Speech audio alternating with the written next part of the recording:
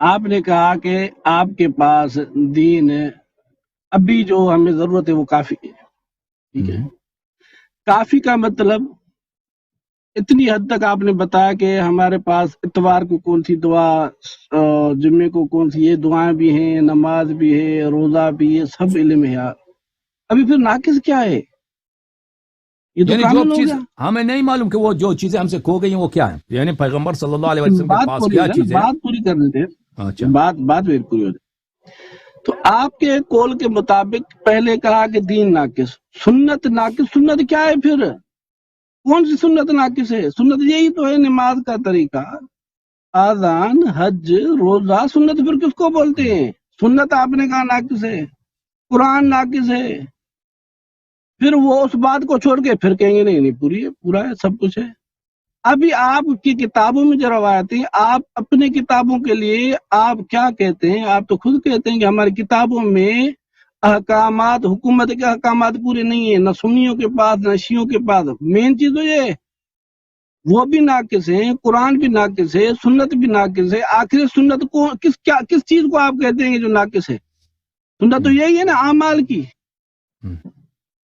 سنت۔ پہلے آپ نے کہا، بار بار آپ نے کہا ناقص ہے، میں وہی آپ سے پوچھ رہا ہوں، جب آپ کے عقیدے میں آپ کے قول کے مطابق سنت بھی ناقص، قرآن بھی ناقص، اور معاذ اللہ حکومت کے احکام بھی نہیں ہے، دین بھی کامل نہیں ہے، پھر آپ اپنے قول کے مطابق اندھیرے میں ہیں، روشنی کیا دیں گے؟ نہیں، یا آپ یہ کہہ دیں، تھوڑا سا تبصرہ کر رہا ہوں پھر آگے چلتے ہیں۔ وجہ کیا ہے؟ وجہ صرف یہ ہے کہ آپ صحابہ کا انکار کرتے ہیں، انکار کی وجہ سے آپ کے پاس کوئی راستہ نہیں سوائے اس کے کہ قرآن کو بھی آپ ناقص کہیں، سنت کو بھی ناقص کہیں، دین کو بھی ناقص کہیں۔ اگر آپ صحابہ کو مانیں گے تو قرآن کو بھی ماننا پڑے گا، سنت کو بھی کامل ماننا پڑے گا، دین کو بھی کامل ماننا پڑے گا۔ ایک صحابہ کے انکار کی وجہ سے آپ پورے دین کا انکار کر رہے ہیں۔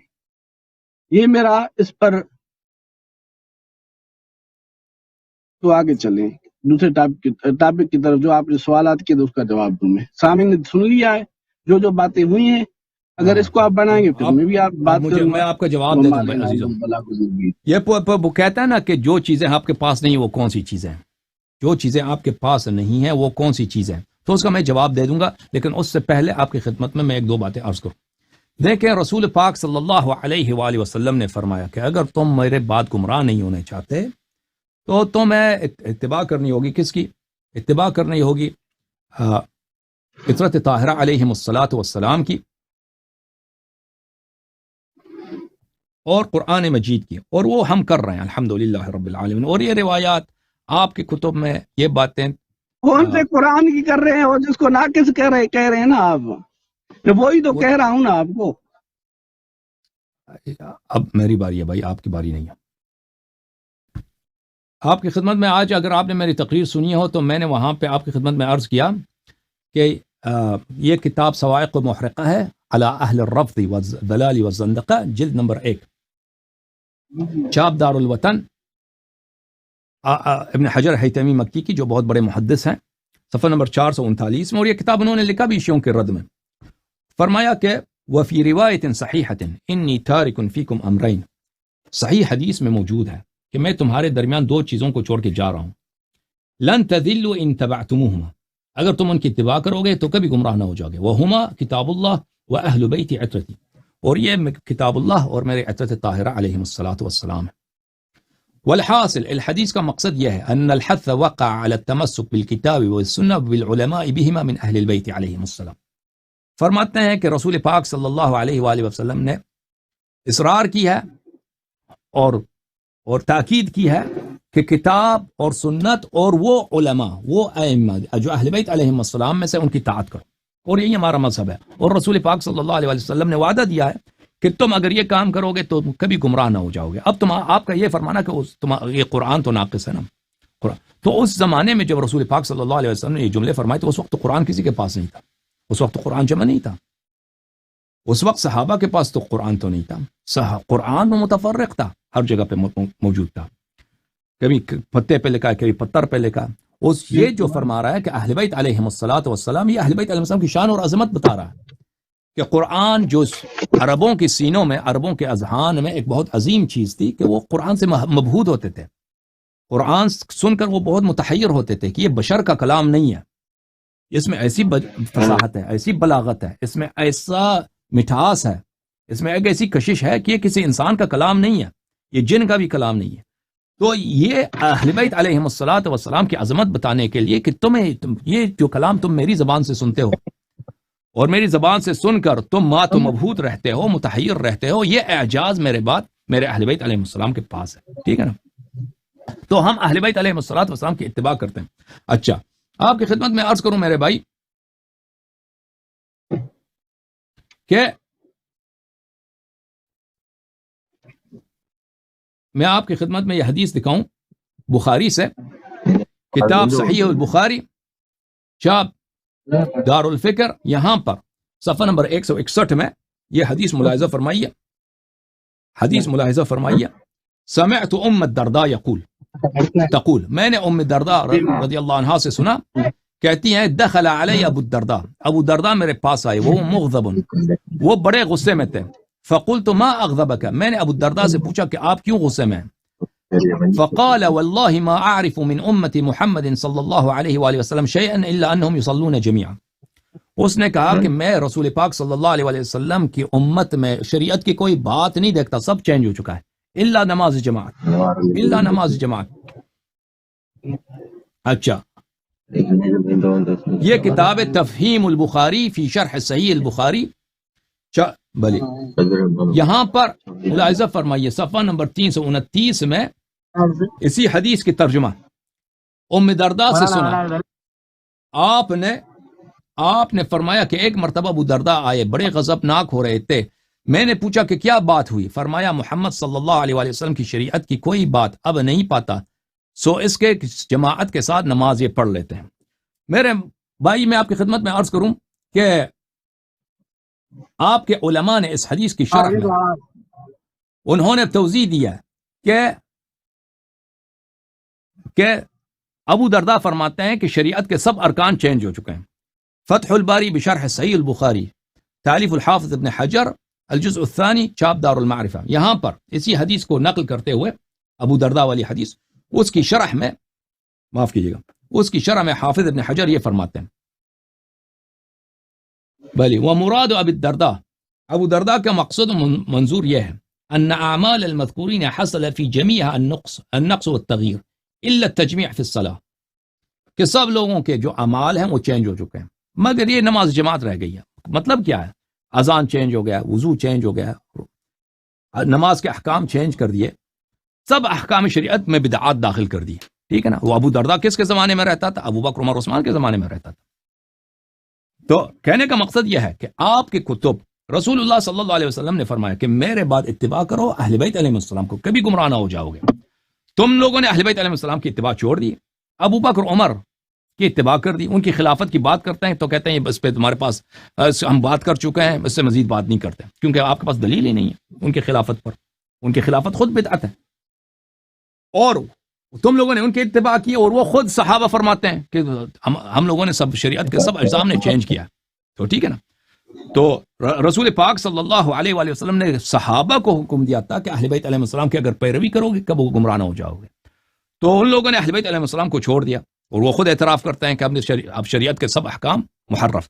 اگر نماز رسول پاک صلی اللہ علیہ وسلم کے سنت پہ نہیں ہے تو وہ باطل ہے، وضو اگر قرآن کے مطابق نہیں ہے تو وہ باطل ہے، اسی طرح حج، نکاح، طلاق، سب احکام، اور یہ سب آپ کے اپنی حدیث ہے کہ آپ سب احکام آپ کی تعریف ہو چکی ہے۔ ہم الحمدللہ رب العالمین وہ ان ہستیوں کے پیروکار ہیں، کبھی میں نے آپ کو دکھا دیا آپ کے کتب سے، شیعہ کتب سے نہیں، کہ ابن حجر حیتمی مکی نے فرمایا کہ رسول صحیح حدیث میں رسول پاک صلی اللہ بلکہ متواتر حدیث میں فرمایا کہ اگر ان کی اتباع کرو گے کبھی گمراہ نہ ہو جاؤ گے، قرآن اور عطرت طاہر علیہم، اور ہم ان کی اتباع کرتے ہیں اگر، لیکن ہم نہیں کہتے کہ جتنی باتیں ان کو پتہ، ہم نہیں کہتے کہ جتنی علم کیا راوی کون ہے؟ ایک منٹ تھوڑا بتا دینا، یہ متواتر ہے، ایک راوی کون ہے تھوڑا بتائیں۔ میں ابھی بتاتا ہوں، ابھی بتا راوی کون ہے، حدیث ثقلین کے راوی کون ہے۔ یہ کتاب الصواعق المحرقہ على اہل الرفض والضلال والزندقه الجزء الاول. یہ روافض پہ رد پہ لکھا ہے، شیعوں کے رد پہ لکھا ہے اس نے. یہ حدیث ثقلین صفحہ نمبر 439 میں نے پڑھا تھا آپ کی خدمت میں کہ وفی روایت صحیحۃ انی تارک فیکم امرین. اس کے نقل کرنے کے بعد وہ کہتے ہیں، آپ کا سوال یہ کہ اس کے راوی کون ہے. ثم اعلم ان لحدیث التمسک بذلك طرقا كثيرة وردت عن 29 صحابیہ. کہتے ہیں کہ حدیث ثقلین کے طرق بہت زیادہ ہیں، 20 سے زیادہ صحابی نے اس کو نقل کیا، 20 سے زیادہ صحابی نے نقل کیا. ٹھیک ہے نا، تو اس کے طرق بہت زیادہ ہیں. ایک صحابی نہیں، کوئی جس میں سند ہونا، کوئی دوسری کتاب سے دکھا دیں دوسری کتاب جس میں صحابیوں کے نام ہے، کون سے صحابی نے روایت کی. چلیں دوسری کتاب سے دکھا دیتے ہیں. اس کے طرق بہت زیادہ ہیں. اچھا ہم آپ کو دکھا دیتے ہیں کہ اس میں اصحاب کے نام ہوں. ملاحظہ فرمائیے، یہ کتاب سنن ترمذی. اب میں اپنا گفتگو سمیٹ لوں، پھر میں حدیث پڑھوں گا آپ کی خدمت میں. تو کہنے کا مقصد یہ ہے کہ ہم نہیں کہتے کہ جتنا علم پیغمبر صلی اللہ علیہ وسلم کے پاس تھا وہ ہمارے پاس، ابداً قیاس ہی نہیں ہے. جتنا علم امام جعفر صادق علیہ السلام کے پاس ہے وہ ہمارے پاس بھی ہے، ابداً. لیکن ہمیں جتنی ضرورت ہے ہمارے پاس ہے، اور وہ سیف طریقے سے ہے، وہ پاک طریقے سے ہے، وہ موثوق طریقے سے ہے، وہ ثقہ طریقے مطمئن طریقے سے ہے کہ رسول پاک صلی اللہ علیہ وسلم نے گارنٹی دیا کہ اگر ان کی اتباع کرو گے تو کبھی گمراہ نہ ہو جاؤ گے. ٹھیک ہے نا، وہ ان سے. لیکن آپ لوگ کن کی طرف پہ چلتے ہو؟ صحابہ. ابھی میں نے آپ کی صحیح حدیث دکھائی ہے، بخاری سے دکھائی ہے، جو آپ کہتے ہو قرآن کے بعد سب سے صحیح کتاب ہے. ابو الدرداء نے خود کہا کہ شریعت کے سب احکام صحابہ کرام نے چینج کر دیے. اچھا اب حدیث ثقلین کے کچھ طرق آپ کی خدمت میں پیش ہے. سنن ترمذی جلد نمبر چاپ دار الفکر بیروت لبنان میں کتاب چھپی ہے، صفحہ نمبر 1078 میں. ملاحظہ فرمائیے. عن جابر بن عبد اللہ رأيت رسول اللہ صلی اللہ علیہ وآلہ وسلم فی حجۃ الوداع. میں نے فی حجۃ الوداع میں رسول پاک صلی اللہ علیہ وسلم کو دیکھا ہے. انہوں نے فرمایا تھا، وہ ناقے قصوہ اپنے ناقے پہ اپنی اونٹنی پہ سوار ہو کے خطبہ دے رہے تھے، کیونکہ مجمع بہت بڑا ہوتا ہے حج میں. یا ایھا الناس انی ترکت فیکم ما ان اخذتم به لن تضلوا کتاب اللہ وعترۃ اہل بیت. انہوں نے فرمایا حدیث حسن ہے. ترمذی نے کہا حدیث حسن ہے. ٹھیک ہے نا، یہی حدیث ملاحظہ فرمائی المعجم الاوسط میں، جابر کی حدیث معجم اوسط میں جلد نمبر 5 صفحہ نمبر 89 میں. بھلے یہ دوسری طریق سے ہے. بھلے جابر نے کہا وہی حدیث ہے، اب دوبارہ اس کو ترجمہ کرنے کی ضرورت نہیں ہے. یہ کتاب ہے نوادر الاصول فی معرفت احادیث الرسول صلی اللہ علیہ وآلہ وسلم، تالیف الحکیم الترمذی. حکیم الترمذی کی کتاب ہے، جزء اول، چاپ مکتبۃ الامام البخاری. یہ کتاب چھپی ہے سنہ 2008 میں مصر میں چھپی ہے. اچھا یہ صفحہ نمبر 207 میں حافظ ترمذی کی حکیم ترمذی کی احادیث، صفحہ حدیث نمبر 296. عن جابر بن عبد اللہ رأیت رسول اللہ، وہی حدیث جو سنن ترمذی میں تھا. حدیث نمبر 2، اس کے بعد حدیث نمبر 297. جابر ابن ابو الطفیل عامر ابن واصل روایت کرتے ہیں کہ رسول پاک صلی اللہ، حذیفہ ابن اسید الغفاری سے روایت کرتے ہیں کہ رسول پاک صلی اللہ علیہ وآلہ وسلم جب حجۃ الوداع میں تھے، انہوں نے وہاں پہ اس تقریر کی ہے، ایھا الناس، اے لوگو، انہ قد نبأنی اللطیف الخبیر انہ لن یعمر نبی الا مثل نصف عمرہ الذی یلیہ من قبل. اے لوگو، اللہ نے مجھے خبر دی ہے کہ ہر نبی کا عمر کتنا ہوتا ہے؟ اس سے پہلے والے نبی کا نصف ہوتا ہے. فإنی اظن یوشک ان ادعى فاجیب، میرا یہ گمان ہے کہ عنقریب مجھے بلایا جائے گا، مجھے اللہ تعالیٰ موت دے گا اور میں اللہ کے بارگاہ میں چلا جاؤں گا، یہ دنیا چھوڑ کے جاؤں گا. وإنی فرطکم علی الحوض، میں آپ سے پہلے حوض کوثر پہ پہنچ جاؤں گا. وإنی سائلکم حین تریدون علی عن الثقلین، اور جب آپ حوض کوثر پہ آ جائیں گے میں آپ سے سوال کروں گا کہ ثقلین کے ساتھ آپ نے کیا کیا، تو اس کا حساب لیں گے رسول اللہ صلی اللہ علیہ وآلہ. فانظروا کیف تخلفوننی فیہما، تو تم اچھی طرح سے سوچ لو کہ میرے بعد تم ثقلین کے ساتھ کیا کرو گے. الثقل الاکبر کتاب اللہ سبب طرفہ بیدی و طرفہ بایدیکم. ایک ثقل کتاب اللہ ہے، اس کا ایک سرا اللہ کے ہاتھ میں ہے اور دوسرا سرا آپ کے ہاتھ میں ہے. فاستمسکوا بہ ولا تضلوا ولا تبدلوا، اس کی اتباع کرنا، اس کو اور چینج نہ ہونا اور گمراہ نہ ہونا.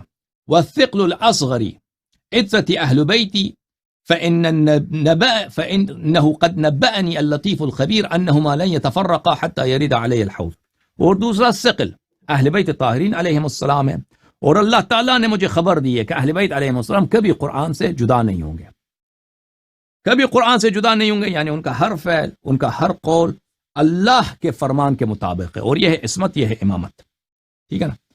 قال ابو عبداللہ، ابو عبداللہ یعنی کتاب کے مصنف فرماتے ہیں اہل البیت ہم قوم. اہل البیت کون ہے؟ اہل البیت میرا سوال کیا ہے؟ قوم اصطفیٰ. آپ نے کہا کہ آپ نے کہا کچھ طریق بتائیں نا، تو یہ پڑھنے دو، یہ پڑھنے دو پھر ختم. ہمارے یہ پڑھنے دو.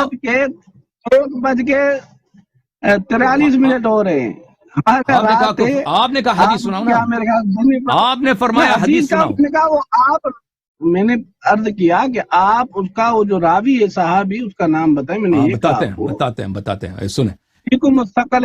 مصنف فرماتے ہیں کہ اہل بیت قوم اصطفاہم اللہ، اہل بیت وہ ہیں جن کو اللہ نے چنا ہے. وہم کما روی عن رسول اللہ صلی اللہ علیہ وآلہ وسلم، وہ وہی ہیں کہ رسول پاک صلی اللہ علیہ وآلہ وسلم سے روایت ہے کہ انہوں نے یہی آیت ان کے لیے پڑھا تھا، انما یرید اللہ لیذھب عنکم الرجس اہل البیت ویطہرکم تطہیرا. وقولہ صلی اللہ علیہ وآلہ وسلم، رسول پاک صلی اللہ علیہ وسلم نے جو فرمایا ما ان اخذتم به لن تضلوا، رسول پاک صلی اللہ علیہ وسلم نے فرمایا کہ جب تک تم ان کی اتباع کرو گے گمراہ نہ ہو جاؤ گے. واقع علی الائمۃ منہم السادہ، اس سے مراد اہل بیت علیہ السلام کے جو امام ہیں وہ مراد ہے. ہر شخص جو بنی ہاشم میں سے ہے، حضرت فاطمہ زہرا سلام اللہ علیہ کی نسل سے، اس سے وہ مراد نہیں ہے، صرف ائمہ طاہرین علیہم السلام. وقوله صلی اللہ علیہ وآلہ ما ان اخذتم به لن تضلوا واقع علی الائمۃ منہم السادہ لا علی غیرہم، کہ یہ جو فرمایا کہ اگر ان کی اتباع کرو گے کبھی گمراہ نہ ہو جاؤ گے، یہ ان کے لیے ہے، دوسروں کے لیے نہیں ہے. صرف اہل بیت امام جو اہل بیت علیہ السلام سے امام ہیں ان کے لیے. وانما يلزمنا الاقتداء بالفقهاء العلماء منهم بالفقه والعلم الذي ضمن لهم بين احشائهم، اور رسول اللہ صلی اللہ علیہ وسلم نے ہم پہ واجب کیا ہے کہ ہم اقتداء کریں اہل بیت علیہ السلام کے علماء، ان کے فقہاء سے، اس علم اور اس فقہ کی جو اللہ رسول پاک صلی اللہ علیہ وسلم نے ان کے سینوں میں رکھا ہے. تو یہ واضح دلیل ہے کہ حکیم ترمذی نے فرمایا کہ رسول پاک صلی اللہ علیہ وسلم کے علم کا، ان کے فقہ کا وارث اہل بیت علیہ السلام میں سے جو امام ہوں گے وہ ہوں گے، اور سب امت پہ واجب ہے کہ ان کے اقتداء کریں. شیعوں نے یہی کیا ہے، شیعوں نے یہی کیا. بسم اللہ. میں نے آپ سے پوچھا، وہ آپ نے نہیں بتایا، پھر اگلی تقریر میں آپ اس راوی کا نام بتا دینا. ٹھیک ہے. روات بہت زیادہ ہیں، 20 سے زیادہ ہیں، آپ تو سنتے نہیں نا. حدیث ایک دکھا دوں، مزید روات بتائیں. کسی ایک صحابی کا نام بتا دیں. ٹھیک ہے. بہت سارے. زید ابن ابھی ارقم. میرا جو سوال تھا جی زید ابن ارقم ہے، میرا جابر ابن عبداللہ انصاری ہے، عامر ابن واثلہ ہے، اللہ آپ کا بھلا کرے، حذیفہ ہے، حذیفہ ابن اسید الغفاری ہے. جی ہاں بالکل، زید بن ارقم. ٹھیک ہے. ترمذی میں اسے روایت کیا. صحابی ہیں. جی ہاں. ایک منٹ. ٹھیک ہے.